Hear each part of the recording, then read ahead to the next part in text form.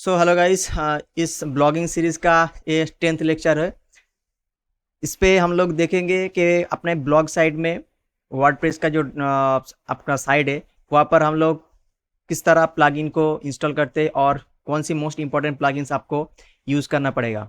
ठीक है, तो चलिए हम लोग देख लेते हैं।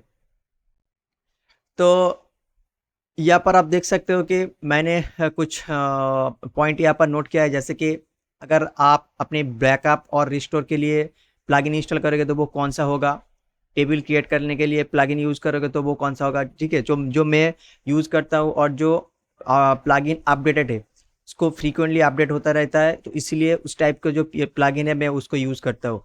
तो चलिए वन बाय वन उस प्लगइन को मैं यहाँ पर आपको दिखाता हूँ और उसको सेटिंग्स का भी थोड़ी बहुत आपको दिखा देता हूँ। ठीक है, तो इस पूरा प्लगइन में ओवरऑल सब सेटिंग्स यहाँ पर मैं कंप्लीट नहीं करूँगा, क्योंकि अगर उसको वन बाय वन कंप्लीट करूँगा तो वो बहुत बड़ा वीडियो हो जाएगा। ठीक है, तो मैं ट्राई करूँगा कि वन बाय वन किसी पर्टिकुलर एक प्लगइन को लेके उसका सेटिंग्स बाद में आपको सारी के सारी दिखाऊँ। ठीक है, तो सबसे पहले आपको ये जो प्लगइन इंस्टॉल करना है वो है बैकअप एंड रिस्टोर्स। ये क्यों इंपॉर्टेंट है, मैं एक बार आपको दिखाता हूँ कि ये कौन सा प्लगइन है। ये अपड्राफ्ट प्लस नाम का एक प्लगइन है, ये फ्री प्लगइन है, तो आप इसको फ्री में यूज़ कर सकते हो। इसका पेड वर्जन भी है, आप वो भी ले सकते हो, लेकिन फ्री में ये काम अच्छा सा कर जाता है। अच्छा, तो इस प्लगइन को मैं इस साइड में अभी यूज़ करूँगा। ये एक डेमो साइट है, यहाँ पर यूज़ करके हम लोग देखेंगे कि इसका सेटिंग वगैरह कैसा होता है।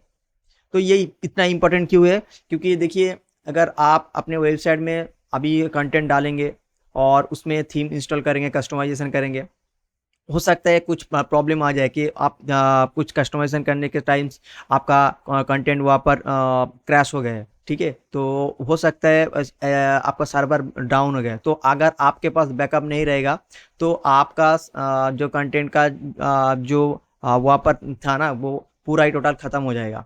ठीक है, तो वेबसाइट में बैकअप लेना बहुत इंपॉर्टेंट है। तो इसके लिए मैं जो प्लगइन यूज़ करता हूँ वो अपड्राफ्ट प्लस है। ठीक है, तो मैं जल्दी से इसको इंस्टॉल करके आपको एक बार दिखा देता हूँ कि इसका फीचर्स क्या है। तो आप सिंपली अपड्राफ्ट इसको लेके जस्ट प्लगइन सेक्शन में आके आप इसको सर्च करना, तो आपको मिल जाएगा। तो आप यहाँ से डाउनलोड भी कर सकते हो। तो यहाँ पर आ गया, मैं इसको सिर्फ इंस्टॉल कर लेता हूँ अभी।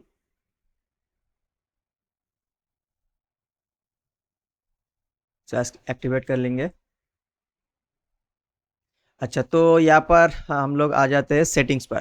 ठीक है, तो इसमें क्या है कि अगर आप इसको पहली बार इंस्टॉल कर रहे हो ना, तो सबसे इम्पोर्टेंट जो है कि आप बैकअप कहाँ पर लेना चाहते हो। ठीक है, तो मैं सेटिंग में यहाँ पर दिखाता हूँ आपको।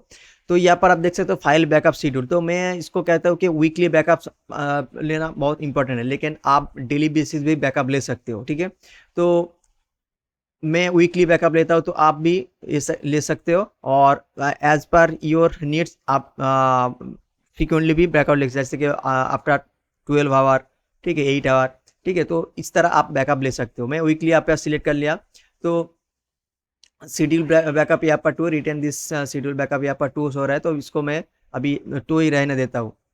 अच्छा, तो यहाँ पर जो डाटाबेस है ना, इसको भी मैं वीकली भी कर देता हूँ। ठीक है, तो फाइल और डाटाबेस दोनों ही वीकली बैकअप होते रहेंगे।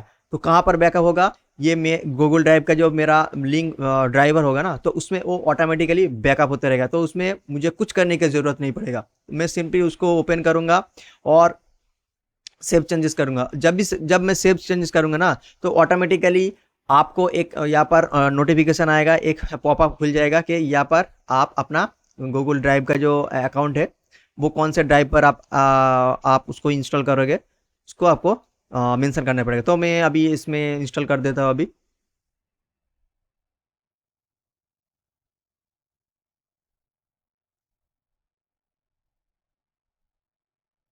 तो यहाँ पर आप जाओगे, तो यहाँ पर अकाउंट होल्डर नेम, इसका मतलब है कि ये गूगल ड्राइव को फेच कर लिया। ठीक है, तो अगर आप गूगल ड्राइव में जाओगे तो वहाँ पर आप देखोगे कि अपड्राफ्ट प्लस बैकअप नाम के एक फोल्डर ऑलरेडी क्रिएट हो गया होगा, तो उसमें आपका पूरा वेबसाइट का बैकअप वहाँ पर हो जाएगा। ठीक है, तो मैं आपको दिखाता हूँ वो। तो जब आप ओपन अपना गूगल ड्राइव ओपन करोगे तो यहाँ पर आपका एक फोल्डर ऐसे नाम का क्रिएट हो जाएगा, ठीक है। तो अगर इस फोल्डर पे आप जाओगे तो आपका पूरा डाटाबेस वहाँ पर मिल जाएगा, ठीक है। तो इसी तरह आप अपना वेबसाइट का बैकअप ले सकते हो, ठीक है। और आपका वेबसाइट जब क्रैश हो जाएगा तो आप अपने फ्री से इस प्लगइन को इंस्टॉल करके सिर्फ अपना गूगल ड्राइव का जो बैकअप है उसको आप इजीली रजिस्टर कर सकते हो, ठीक है। तो यहाँ पर आओगे ना रजिस्टर करने के, तो इसमें आपको आराम से, अच्छा तो यहाँ पर अभी बैकअप यहाँ पर शो नहीं हो रहा, तो बैकअप जब आ जाएगा ना तो ऑटोमेटिकली वो रजिस्टर होने का ऑप्शन भी आपको मिल जाएगा, ठीक है। अच्छा तो ये हो गया आपका हाँ बैकअप का प्लगइन। तो इसको आपको ज़रूर यूज़ करना पड़ेगा। Without using any backup plugins आपका सर्वर जब क्रैश हो जाएगा तो आपका कंटेंट भी पूरा टोटली लॉस हो जाएगा, ठीक है। तो इसके लिए आपको इस टाइप का प्लगइन को यूज़ करना पड़ेगा। अच्छा तो हम लोग आते हैं नेक्स्ट जो प्लगइन हम लोग के पास है वो एक है टेबल ऑफ कंटेंट। ये एक इम्पॉर्टेंट है। टेबल ऑफ कंटेंट हम लोग क्यों यूज़ करेंगे, तो मैं आपको दिखाता हूँ कि इस अगर इस कंटेंट को मैं यहाँ पर ऐसे ही छोड़ दूँ तो उतना अच्छा नहीं लगेगा। क्यों नहीं लगेगा, अगर मैं इसको यूज़ करूँगा टेबल ऑफ कंटेंट तो उसको जो टेबल होगा ना, यहाँ पर मैं आपको दिखाता हूँ। ये टेबल जो सेक्शन आता है ना, ये गूगल का जो फीचर्स जो रैंक होता है, जो जीरो पोजीशन कहते हैं हम लोग तो फीचर स्निपेट भी आप इजीली उसमें रैंक कर सकते हो। तो मैं एक बार दिखाता हूँ आपको।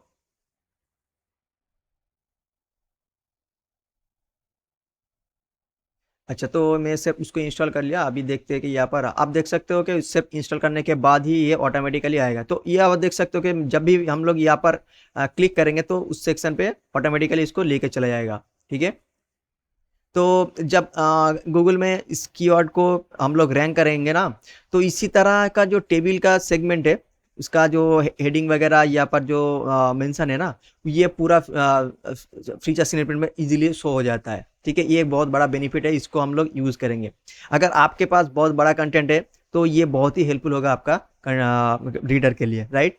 सो टेबल ऑफ कंटेंट प्लगइन को इंस्टॉल करने के बाद यहाँ पर आप आ सकते हो। यहाँ पर मैं इसको डिफ़ॉल्ट ऐसे रहने देता हूँ। अगर आप चाहते हो उसका कलर वगैरह भी आप चेंज कर सकते हो, ठीक है। तो इसमें आप कहाँ पर इंस्टॉल करना चाहते हो, पोस्ट पर, पेज पर, ये आपके ऊपर डिपेंड करता है, ठीक है। आप अपने हिसाब से इसको यूज करोगे, ठीक है। अच्छा तो उसके बाद है कि ट्रैक व्यूज एंड विजिटर। अच्छा तो इसके लिए मैं जो प्लगइन यूज करता हूँ ये इंडिपेंडेंट एनालिटिक नाम का एक प्लगइन है, ठीक है। ये फ्री और पेड वर्जन दोनों है। तो मैं इसको फ्री में यूज कर सकता हूँ, ठीक है। तो आप भी इसको यूज करेंगे। अगर आप जेट पैक वगैरह जो प्लगइन है अगर उसको यूज करेंगे तो आपका सर्वर में बहुत सारे लोड आएगा, ठीक है। और आपके पास तो गूगल एनालिटिक होगा तो गूगल एनालिटिक भी आप यूज कर सकते हैं, लेकिन मैं डैशबोर्ड में ही पूरा डाटा को यहाँ पर देख सकता हूँ। तो अलग से मुझे एनालिटिक पे जाना नहीं पड़ेगा। फिर भी कुछ डेटा के लिए हम लोग गूगल एनालिटिक को यूज़ कर सकते हैं, लेकिन मोस्ट ऑफ द टाइम मैं डैशबोर्ड से ही विजिटर का ट्रैक कर सकता हूँ। तो यहाँ पर आप देख सकते हो कि ये मैं इसको स्किप कर देता हूँ अभी। अच्छा तो सिंपली ये आपको पूरा जो वेबसाइट का मैट्रिक्स है आपको यहाँ पर दिखाता है। मैट्रिक्स का मतलब ये ट्रैफिक का जो स्टैट होता है, जैसे कि कौन सी पेज पर ऊपर अभी विजिटर आया है, ठीक है। टुडे कितना विजिटर आया है, उसका बाउंस रेट क्या है, सीजन क्या था, ठीक है। सर्च में इंजन ट्रैफिक है या सोशल मीडिया ट्रैफिक है, अभी कौन सी पेज पर शो हो रहा है, ठीक है। तो ये सारे के सारे इन्फॉर्मेशन आपको यहाँ पर देखने को मिल जाएगा। तो ये हो गया कि इंडिपेंडेंट एनालिटिक नाम का एक प्लगइन है। तो आप इसको सेटिंग में जाके आप अपने तरीके से यूज कर, जैसे कि डार्क मोड क्रिएट कर सकते हो, ट्रैक लॉग इन यूजर ये भी कर सकते हो। मैं इसको ऐसे ही डिफॉल्ट में रहने देता हूँ, ठीक है। तो आप अपने हिसाब से इसको कस्टमाइज भी कर सकते हो। अच्छा तो उसके बाद आता है कि एसीओ प्लगइन। तो ये रैंक मैथ प्लगइन है। तो हम लोग सिर्फ रैंक मैथ यूज करेंगे ऐसी बात नहीं है। मैं रैंक मैथ भी यूज करता हूँ और योस्ट एसी भी यूज कर सकता हूँ, ठीक है। तो अभी मैं यहाँ पर आपको दिखाता हूँ कि रैंक मैथ इंस्टॉल करने के बाद क्या क्या ऑप्शन यहाँ पर दिखता है।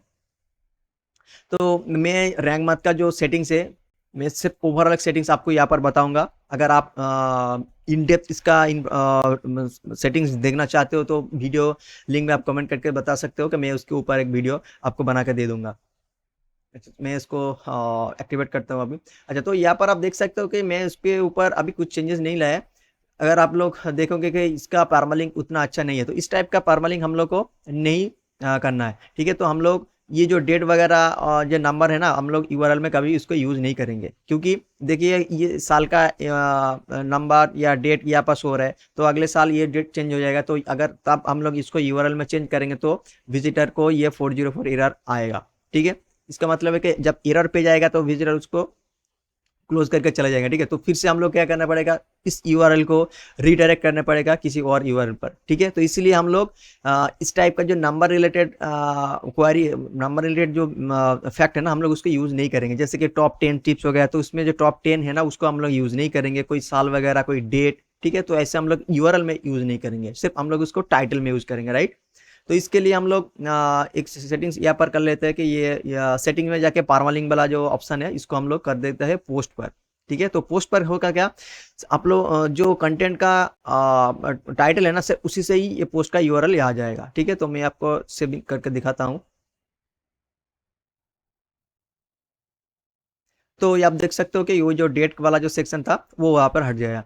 ठीक है, तो इसके लिए आपको पारमालिंक में यहाँ पर चेंज करना पड़ेगा। ठीक है, तो आप अपने हिसाब से कस्टमाइज भी कर सकते हो, तो वो एडवांस लेवल का चीज़ है, मैं उसको बाद में डिस्कस करूंगा। तो सिर्फ मैं यहाँ पर ओवरऑल आपको गाइड दे देता हूँ। ठीक है, अच्छा, तो अभी हम लोग और रैंक मत इशू को देख लेते हैं। अच्छा, तो मैं इसको अभी स्किप कर देता हूँ यहाँ पर, इसको एडवांस रहने देते हैं अभी। अभी इसको नहीं करूँगा, मैं रिटर्न टू डैशबोर्ड में चला जाता हूँ। अच्छा, तो यहाँ पर आके मैं जो सेटिंग यहाँ पर करता हूँ कि 404 मॉनिटर के यहाँ पर ऑन कर देता हूँ, ताकि मुझे जब भी कोई 404 एरर का पेज दिखे तो मैं यहाँ पर मॉनिटर कर सकूँ। ठीक है, तो ये हो गया। अच्छा, तो उसके बाद मैं देखता हूँ कि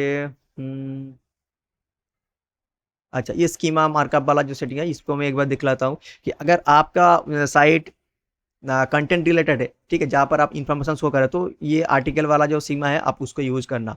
और अगर आप कोई बुक या फिर कोर्स वाला साइट को कोर्स आप अपना वेबसाइट में डाल रहे हो, तो इसके लिए इस वाला स्कीमा का यूज़ कर सकते हो। इसमें बहुत सारे रेसिपी रिलेटेड है, रेस्टोरेंट है, video person service, different types of schema है, आप उसको यूज़ कर सकते हो अपने हिसाब से। ठीक है, तो हम लोग जब ब्लॉगिंग फील्ड में अभी काम कर रहे हैं, तो इसको मैं आर्टिकल में रहने देता हूँ। अच्छा, तो ये जो डिफ़ॉल्ट है, मैं उसको डिफ़ॉल्ट ही रहने देता हूँ। अच्छा, तो इसके बाद हम लोग आते हैं कि कहाँ गए? अच्छा, अच्छा, साइड मैप में आ जाते हैं। तो ये जो साइड मैप यहाँ पर दिख रहा है आपको, ये साइड मैप लेके हम लोग गूगल सर्च कंसोल में उसको ऐड कर देंगे, ताकि गूगल सर्च कंसोल से हम लोग का साइड मैप इजीली ट्रैक हो सके। ठीक है, अच्छा, तो अच्छा, और एक इम्पॉर्टेंट है कि ये जो पेज वाला सेगमेंट है ना, हम लोग पेज नहीं, एक कैटेगरी, तो हम लोग ब्लॉगिंग फील्ड में कैटेगरी को इंडेक्स उतना नहीं करते। ठीक है, तो आप उसको डी इंडेक्स भी यहाँ पर कर सकते हो। ठीक है, तो हम लोग से पोस्ट को इंडेक्स करने के बाद ही उसको हम लोग पोस्ट को रैंक कराते हैं। ठीक है, तो पोस्ट को हम लोग जब टारगेट करेंगे, तो पोस्ट को रैंक करने के बाद ही हम लोग ट्रैफिक को यूज हम लोग उसको बेनिफिट ले सकते हैं, राइट। सो कैटेगरी रिलेटेड जो पेज है, हम लोग उसको डी इंडेक्स कर देंगे। ठीक है, तो इसके लिए इसको हम लोग अनचेक करेंगे। और एक चीज़ है कि टैग, हम लोग टैग को यूज़ अभी नहीं करते। एक टाइम था हम लोग ब्लॉगर पर, वर्डप्रेस पर बहुत सारे टैग को कीवर्ड को एज ए टैग यूज़ करते हुए डिफरेंट टाइप्स ऑफ पेज को क्रिएट करते हैं। ठीक है, तो अभी वो पेज अगर हम लोग क्रिएट करेंगे तो डुप्लीकेट पेज का इशू आ जाता है। ठीक है, तो इसीलिए हम लोग अभी टैग वाला सेक्शन को यूज़ नहीं करेंगे, लेकिन टैग वाला सेक्शन हम लोग यूज़ कर सकते हैं अगर हम लोग के पास ई कॉमर्स टाइप्स का कोई साइट है। ठीक है, तो तभी हम लोग यूज़ कर सकते हैं, अदरवाइज हम लोग इसको यूज़ नहीं करेंगे। अच्छा, तो और भी यहाँ पर सेटिंग्स है, तो मैं यहाँ पर ओवरऑल आपको बताता हूँ कि ये अच्छा, मैं यहाँ पर वेब मास्टर का जो आपको वेरिफिकेशन के टाइम जो कोड मिलेगा, यहाँ पर आप डाल डाल सकते हो, गूगल का, बिंग का, राइट। अच्छा, तो ये हो गया एक ओवरऑल सेटिंग्स, तो आप इसको यूज़ कर सकते हो। अच्छा, और एक चीज़ मैं आपको दिखाता हूँ कि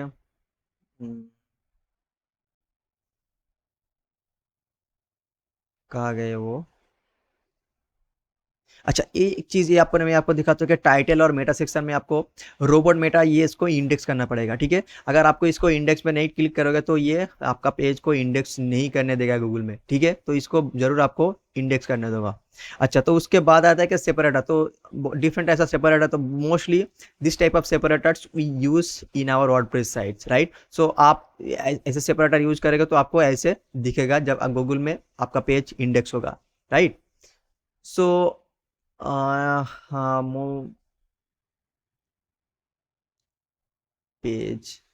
अच्छा, तो ये जब अगर आप एड हम लोग इसके ऊपर जब एक डिटेल में वीडियो बनाएंगे ना, तब आपको और भी इंफॉर्मेशन मिल जाएगा, ठीक है। तो अगर आप चाहते हो कि इसके ऊपर मैं एक कंप्लीट वीडियो बनाऊं, तो वीडियो लिंक में आप कमेंट कर सकते हो।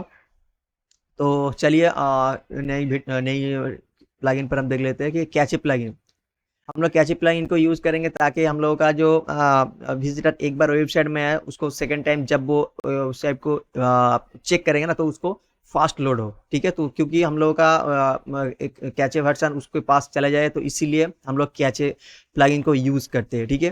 तो कैचे प्लगइन में और भी बेनिफिट है कि आपका जो इंटरनल बहुत सारे जो मॉडिफिकेशन है, रिव्यूज है ना, जो आप पोस्ट को बार बार चेंजेस करते हो, तो इस टाइप का जो चीज़ आप करते हो ना, उसमें बैकएंड में बहुत सारे रिसोर्स ऐड होते रहते हैं। तो इसके लिए हम लोग को इस प्लगइन को यूज़ करना पड़ेगा। ये क्या करता है कि बैकएंड में जितने सारे आउटडेटेड थिंग्स है ना, उसको डिलीट कर देता है, उसको रिमूव कर देता है, ठीक है।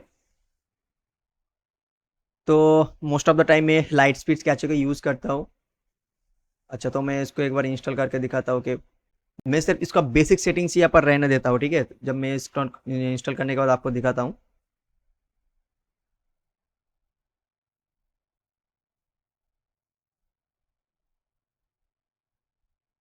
अच्छा, तो यहाँ पर आओगे ना, तो लाइट स्पीड कैसे में जनरल सेटिंग में। अच्छा, ये वाला जो सेटिंग्स है मैं उसको ऐसे ही रहने देता हूँ, इस कैचे सेक्शन में आएंगे। और ये जो सेक्शन है डिफॉल्ट एज डिफॉल्ट मैं उसको ऐसे ही रहने देता हूँ, ठीक है। सेव स्कैन कर दिया, और यहाँ पर हम लोग उसको पार्ट वाल कैचे सिलेक्ट करके हम लोग का साइड में जितने भी सारे कैचे था वो डिलीट हो जाएगा, ठीक है। तो इसको आप यूज़ कर सकते हो अपने वेबसाइट में। और इसके ऊपर अगर आप एक कंप्लीट वीडियो चाहिए, तो वो भी आप बता सकते हो वीडियो के नीचे, मैं उसके ऊपर भी डिटेल में वीडियो बनाऊंगा। तो मैं अभी ओवरऑल आपको गाइड देता हूँ कि किस टाइप का कीवर्ड को हम लोग यूज़ कर सकते हैं, ठीक है। अच्छा, उसके बाद है इमेज ऑप्टिमाइजेशन। तो इसमें क्या है कि बहुत सारे ऐसे प्लगइन है जो सर्वर में उसको अपलोड करने के बाद उसको ऑप्टिमाइज कर देता है। तो उस टाइप का इमेज ऑप्टिमाइजेशन प्लगइन में यूज़ नहीं करता। तो ये एक सॉफ्टवेयर है, आप इसको यूज़ कर सकते हो। ये बहुत ही अच्छा सॉफ्टवेयर है। तो इसको आप यूज़ करते हुए आपका जो इमेज का साइज है वो उसको कंप्रेस कर देगा, ठीक है। अगर आप ऑनलाइन वर्जन चाहते हो, तो और भी एक टूल है कंप्रेसर डॉट आईओ, ये भी अच्छा टूल है। आप सिंपली इसको ड्रैग एंड ड्रॉप करोगे तो आपका कम इमेज का साइज कम कर देगा, ठीक है। तो आप उसी लो साइज वाला जो इमेज है उसको ही अपलोड करेगा, ठीक है। तो अगर आप अपने इमेज को कंप्रेस करने के लिए, उसको साइज को रिड्यूस करने के लिए कोई प्लगइन यूज करेंगे, तो उसमें बहुत सारे रिसोर्स लग जाएगा आपका, क्योंकि तो जितना कम प्लगइन आप यूज कर सकते हो वो करो, ठीक है। डिफरेंट टाइप्स ऑफ प्लगइन को आप यूज नहीं करना, क्योंकि आपका वेबसाइट में लोडिंग स्पीड उसमें बढ़ जाता है, ठीक है। अच्छा, तो हम लोग आते हैं कि ऑथर बॉक्स। तो ये ऑथर बॉक्स बहुत एक इंपॉर्टेंट है। अगर आप जिस थीम को यूज कर रहे हो, उस थीम में अगर ऑथर बॉक्स के ऑप्शन है, ठीक है, तो आप उसको इसको यूज करने की कोई जरूरत नहीं है, ठीक है। तो अगर आपके पास वो ऑप्शन नहीं है, तो आप इसको यूज कर सकते हो, ठीक है। तो ये ऑथर बॉक्स का क्या होगा कि आप अगर जिस कंटेंट को आप यहाँ पर लिखा होगा ना, तो कंटेंट के नीचे एक ऑथर का एक बॉक्स होगा, ठीक है, जिसमें आपका इमेज होगा और आपके बारे में थोड़ी बहुत लाइन वहाँ पर लिखा होगा, ठीक है। तो इसके लिए हम लोग इसको यूज कर सकते हैं, क्योंकि देखिए इस गूगल का जो अभी एल्गोरिथम चल रहा है ना, ये कह रहा है कि आप जिस साइट के ऊपर काम कर रहे हो, जिसके ऊपर आप एक्सपीरियंस शेयर कर रहे हो, तो आपका एक्सपीरियंस जो है ना, वो उसके लिए एक क्लियर वहाँ पर शो होना चाहिए कि आप किसके ऊपर एक्सपर्ट हो, राइट। सो इसीलिए अगर आप आपका जो गोल्फ गोल्फ रिलेटेड एक आपका एक साइड है, ठीक है, तो आप अपने जो ऑथर वर्क्स में आप उसमें कहो कि आप गोल्फ में बहुत अच्छा खेलते हो, ठीक है, आप उसमें एक्सपर्ट हो, आप ऑथर बॉक्स में वो लिख के वापस शो करो, ताकि आपका जो विजिटर है वो आपको ट्रस्ट करे और गूगल भी आपको अच्छे से ऑथोरिटी दे सके, राइट। तो आप इसको यूज कर सकते हो, ये इंपॉर्टेंट है इसको यूज करना, राइट। अच्छा, तो मैं आप ये और भी दिखाता हूँ कि हाँ, ये प्रीटी लिंक का जो प्लगइन है ये बहुत अच्छे है। तो ये प्रीटी लिंक का बेनिफिट यही है कि आप अपने लिंक को एक अच्छे से कस्टमाइज कर सकते हो। जैसे कि आप देख सकते हो कि हम लोग के पास एक ऐसे लिंक है, तो इसका क्या है कि हम लोगों का कंपनी का नाम और वेपर होस्ट, तो इसमें अगर कोई भी क्लिक करेगा ना, तो ये वेपर होस्ट का एक जो साइड है, तो उसमें ऑटोमेटिकली रिडायरेक्ट कर देता है। ठीक है, तो एक प्रोफेशनल वे हम लोग एक अच्छे यूआरएल में रिडायरेक्ट कर सकते हैं। ठीक है, तो इसके लिए हम लोग इसको यूज़ कर सकते हैं।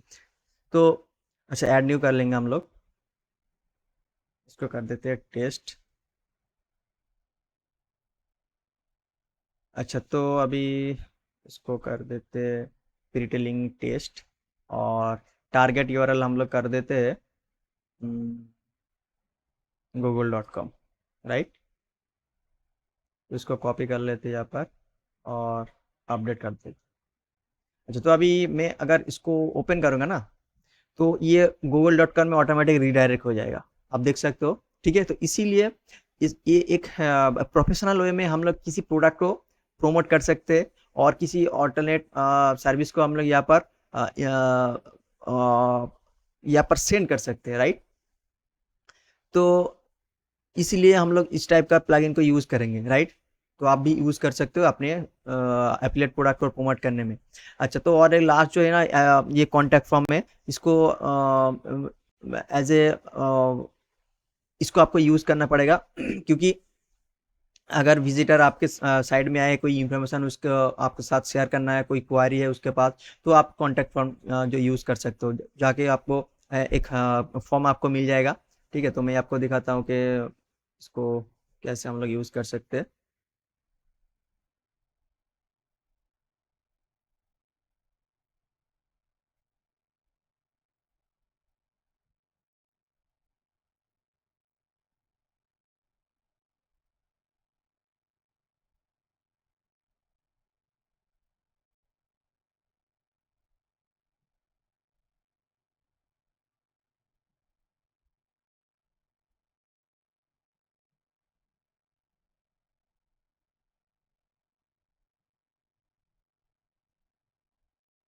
अच्छा, ये कॉन्टैक्ट फॉर्म 7 में आओगे ना, तो आपको सिर्फ इसको इस फॉर्म को सिर्फ कॉपी कर लेना होगा।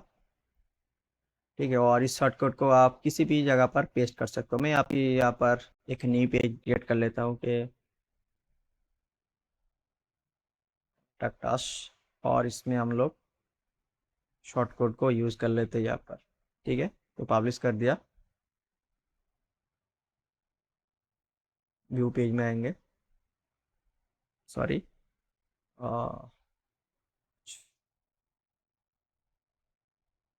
शॉर्टकट तो एक बार देख लेते हैं कि इसमें है क्या।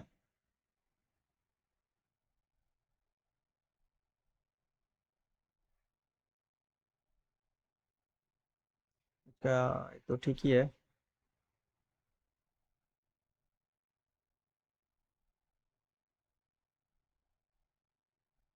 अच्छा, तो इसको हम लोग, अच्छा ये कोड नहीं लगा, हम लोग इसको शॉर्ट कोड लगाएंगे। ठीक है, ये वाला।